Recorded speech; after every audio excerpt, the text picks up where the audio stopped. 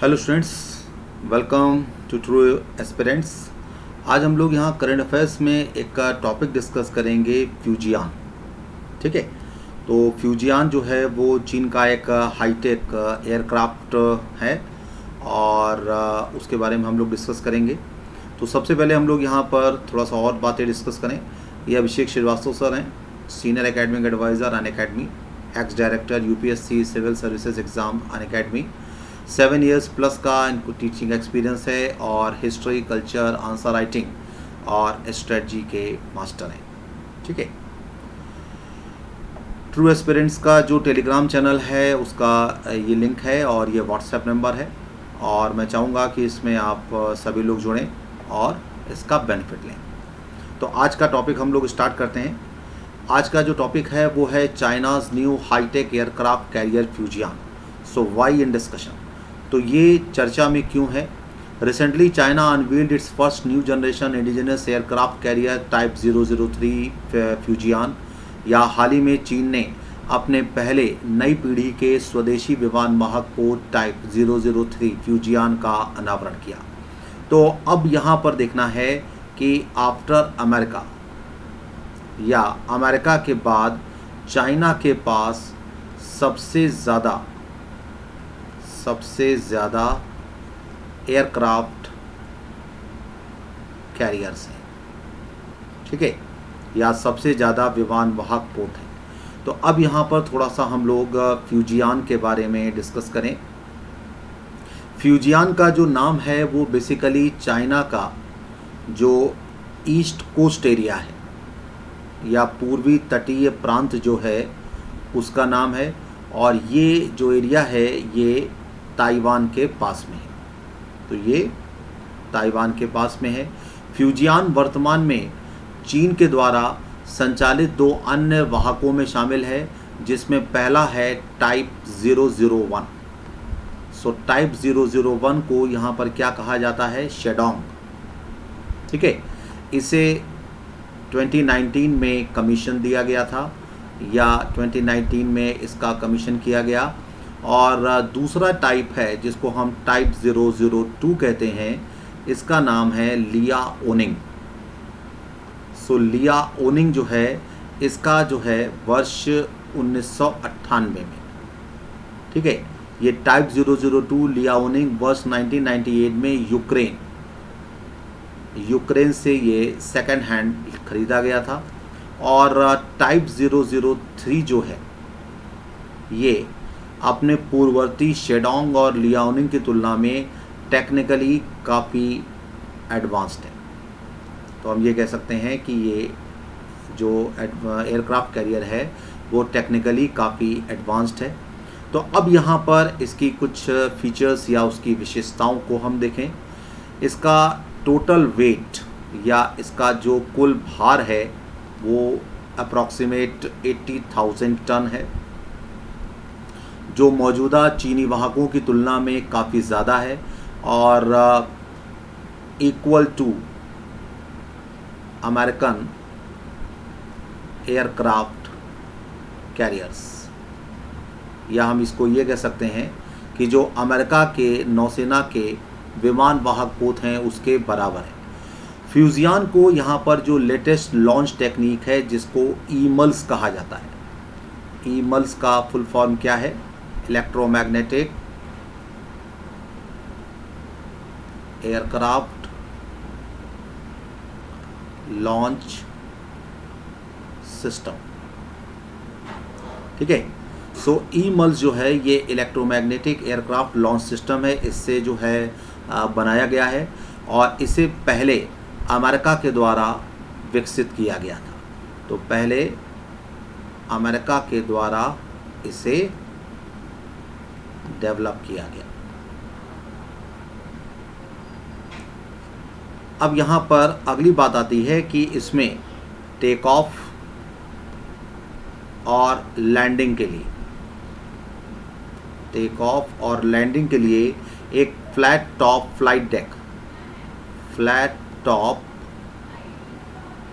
Flight deck यहाँ पर मौजूद है और 2 मौजूदा जहाज जो हैं वो इसकी जंप स्टाइल रैंप भी इसमें मौजूद है।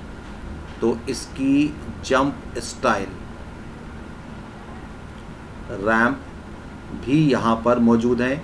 इसकी जंप जो है वो एक ऊपर की ओर घुमावदार रैंप होता है, जिसका उपयोग विमान के द्वारा रनवे के रूप में किया जाता है। ठीक है, तो रनवे के रूप में इसे किया जाता है और ये विमान के आवश्यक टेक ऑफ रोल से काफ़ी छोटा होता है। तो अब यहाँ पर चीन के लिए इसका इम्पोर्टेंस या चीन के लिए इसका महत्व क्या है। तो चाइना ने लगभग पूरे साउथ चाइना सी पर जो है वो दावा किया है, और ताइवान को चाइनीज़ जो मेनलैंड है या चीनी मुख्य भूमि है उससे अलग करने वाला जो बे है या जलडमरू मध्य है, उसमें शक्ति के प्रदर्शन के रूप में नौसेना को वहाँ पर तैनात किया है। तो अब यहाँ पर फुजियान को, चाइना को हम देखें तो साउथ चाइना सी और ताइवान का जो जलडमरू मध्य है उसमें काम करने के लिए और ज़्यादा जगह मिलने की पूरी संभावना है। मतलब इसके तरीके से हम देखें तो यहाँ पर काफ़ी ज़्यादा इसे मिल जाएगी।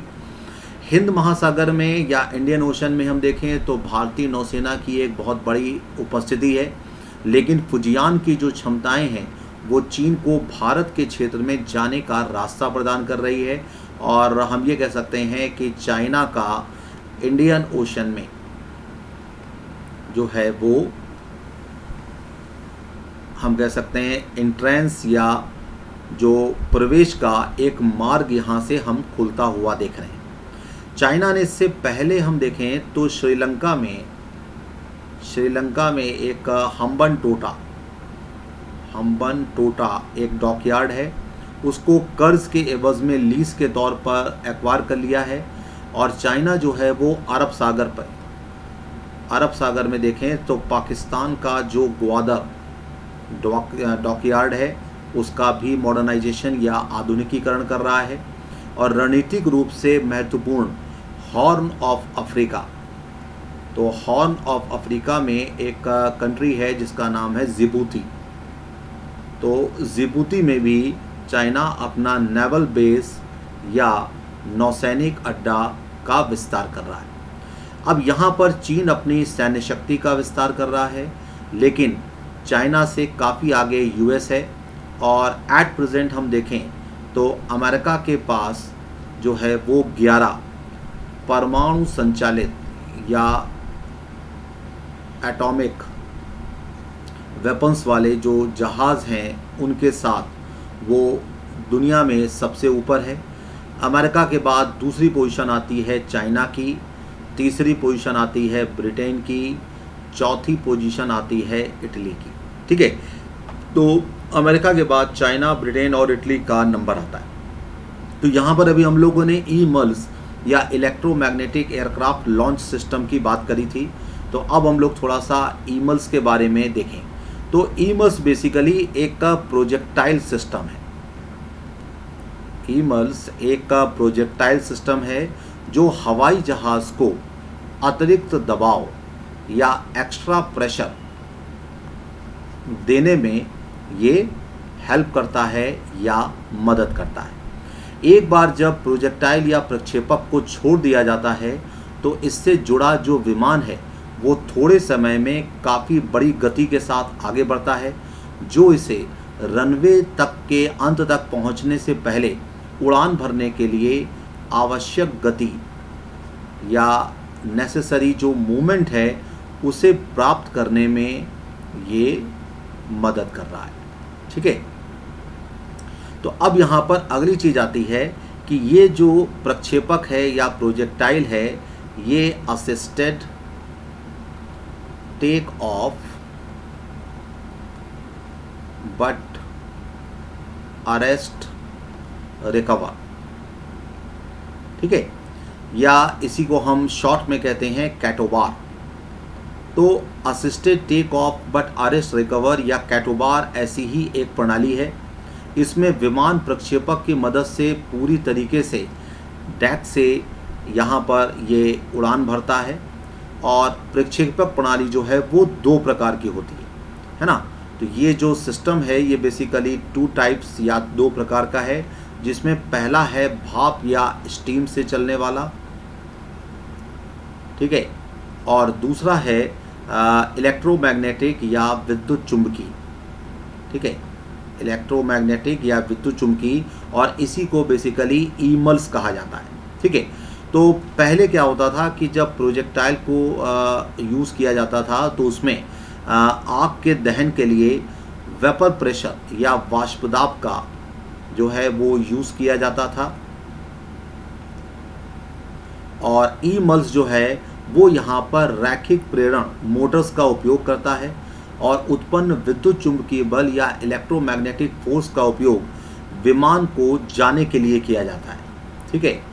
तो विमान को जाने के लिए इसका उपयोग यहाँ पर हम देखते हैं, ठीक है। अब स्टीम कैटापल्स की तुलना में ईमल्स जो है ये अधिक विश्वसनीय है, या हम कह सकते हैं कि इस पर अधिक विश्वास किया जा सकता है। तो ये अधिक विश्वसनीय है, ठीक है। इसमें कम रखरखाव की ज़रूरत होती है, साथ ही साथ ये तेज़ी से रिचार्ज होता है, और यहाँ पर वो वाहक पर या कैरियर पर ज़्यादा जगह नहीं लेता, और साथ ही साथ ये ऊर्जा कुशल या एनर्जी एफिशिएंट जो है वो होता है। अब यहाँ पर हम देखें कि इंडिया की पोजीशन इस मामले में क्या है, या भारत की जो स्थिति है उसको हम देखें तो यहाँ पर पहली चीज़ आती है कि 2017 में अमेरिका ने भारत को अपनी ईमल्स टेक्नोलॉजी को प्रदान किया था, जिसे अमेरिकी रक्षा कंपनी जनरल एटॉमिक्स एरोनॉटिकल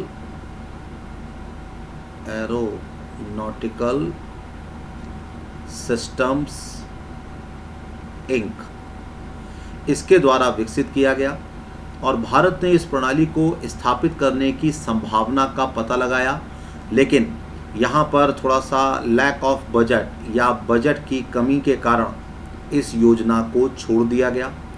यद्यपि बेंगलोर में राज्य के स्वामित्व वाली जो भारत इलेक्ट्रॉनिक्स लिमिटेड है वो एक ईमल्स मॉडल पर काम कर रही है, और इसे निकट भविष्य में भारतीय युद्धपोतों पर कैटाबोर है ना, या कैटोबार जिसको बोलते हैं,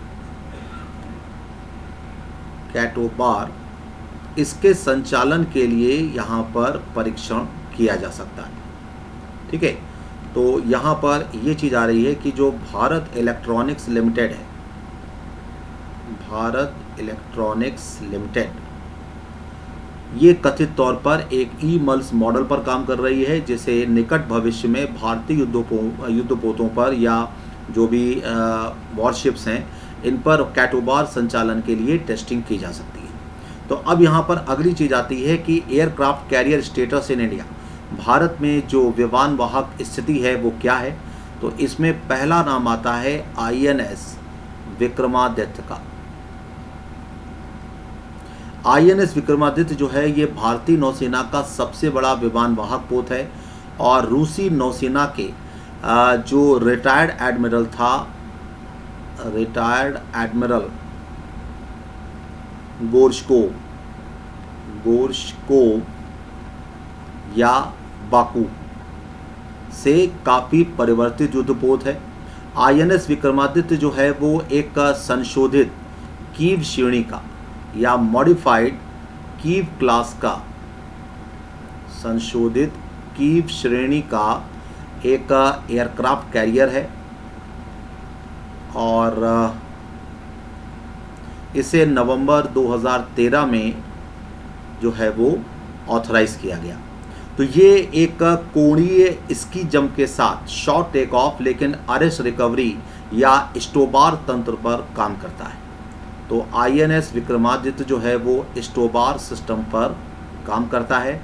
स्टोबार जो है वो एक विमान वाहक के डेक से विमान का जो प्रक्षेपण है या उसकी पुनर्प्राप्ति है उसके लिए एक उपयोग की जाने वाली प्रणाली है, और इसको हम catapult assisted take off but arrest recovery के साथ short take off and vertical landing, इसके तत्वों के साथ जोड़ती है। दूसरा यहाँ पर जो एयरक्राफ्ट कैरियर है उसका नाम है INS विक्रांत, और INS विक्रांत जो है ये भारत का दूसरा विमान वाहक पोत है जिसे इस साल के अंत में या 2022 के लास्ट से इसे चालू किया जाना है। और विमान को लॉन्च करने के लिए ये कैटोबार सिस्टम का यूज़ करेगा या उपयोग करेगा।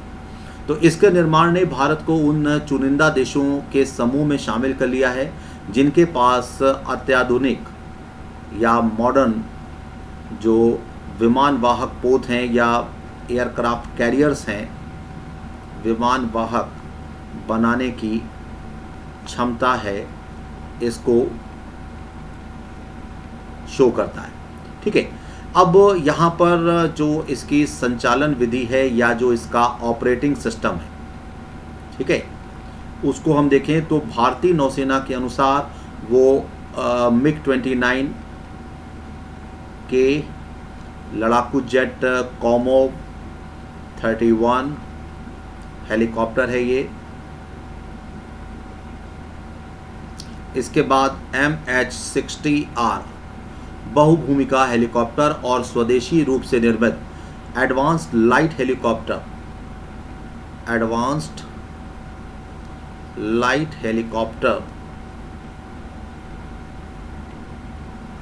इसको संचालित करेगा। तो आज का ये अपना टॉपिक का ख़त्म हुआ। अब हम लोग देखें कि इसमें प्रीलिम्स और मेंस के क्वेश्चन जो हैं वो किस तरीके से आ सकते हैं। तो यहाँ पर प्रीलिम्स के पॉइंट ऑफ व्यू से देखें तो यहाँ पर फुजियान से क्वेश्चन आ सकता है, साथ ही साथ जो ई-मल्स है इसके बारे से कोई क्वेश्चन आ सकता है। इसके बाद हम देखें तो कैटापोल्ट्स या इससे संबंधित कोई क्वेश्चन आ सकता है, या साउथ चाइना सी इससे रिलेटेड एक क्वेश्चन आ सकता है। ठीक है, अब यहाँ पर यदि हम मेंस के पॉइंट ऑफ व्यू से देखें, सो मेंस के पॉइंट ऑफ व्यू से फुजियान और भारत की चिंता, मतलब भारत इस संदर्भ में क्यों चिंताग्रस्त है, ये आ सकता है। इसके बाद एक क्वेश्चन यहाँ पर आ सकता है कि प्रौद्योगिकी का स्वदेशीकरण से आप क्या समझते हैं। तो प्रौद्योगिकी का स्वदेशीकरण से क्या समझा जा सकता है, इससे क्वेश्चन आ सकता है। तो आज हम लोगों ने इस टॉपिक को डिस्कस किया और मैं चाहूँगा कि आप सभी लोग इसको ध्यान से देखें और मुझे उम्मीद है कि इससे आपको काफ़ी हेल्प मिलेगी। Thank you very much.